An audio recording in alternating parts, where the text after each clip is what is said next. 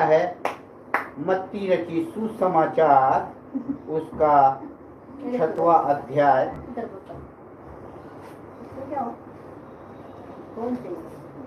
मत्ती रची सुसमाचार उसका 6वां अध्याय उसके 5वें पद से लेकर हम पढ़ेंगे 14वें पद तक, और उसके बाद हम पढ़ेंगे 22वें पद से लेकर 27वें पद तक। In English I want to say from New Testament, पवित्र शास्त्र बाइबल के नए नियम वाले भाग से, फ्रॉम न्यू टेस्टमेंट मत्ती रची सुसमाचार Saint Matthew chapter 6 verses 5 to 14, and then after continue I want to read from 22 to 27। तो यहाँ पर परमेश्वर यहोवा के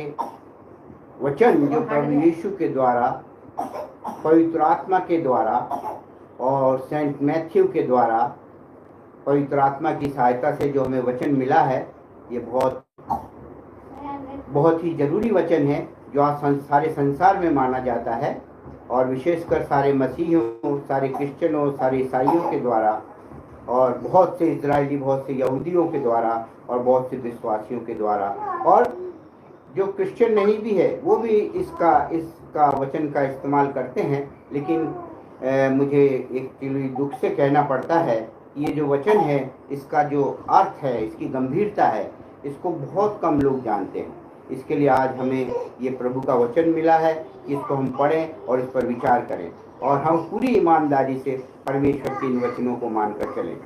और दूसरे लोगों को भी बोलें आप भी इस वचन को पूरी ईमानदारी से, पूरी पवित्रता से, पूरे विश्वास से मानकर चलें। आइए हम इसको पढ़ते हैं। तो हम मत्ती रची सुसमाचार उसका 6वां अध्याय उसके 5वें पद से पढ़ना शुरू करेंगे।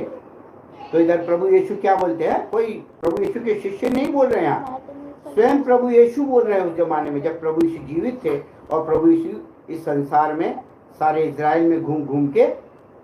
प्रभु का, परमेश्वर यहोवा का प्रचार करते थे, यानी धर्म का प्रचार करते थे, न्याय का प्रचार करते थे, सत्य और प्रेम और जीवन का, सेवा और क्षमा का प्रचार करते थे, नया जीवन और अनंत जीवन का प्रचार करते थे। उस समय प्रभु यीशु ने खुद ये अपने मुंह से, अपने जुबान से आज से 2000 साल पहले हमें दिया और हमें सिखाया।